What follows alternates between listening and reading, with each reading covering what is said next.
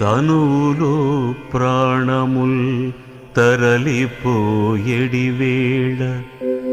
నీ స్వరూపమును ధ్యానించునతడు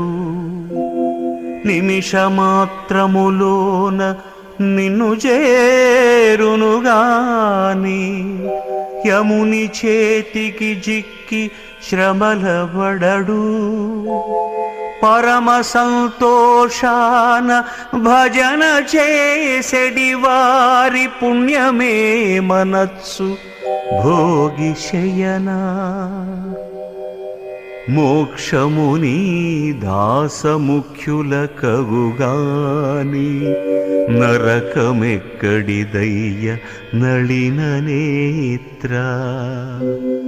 కమలనాభన్ని మహిమగానలేని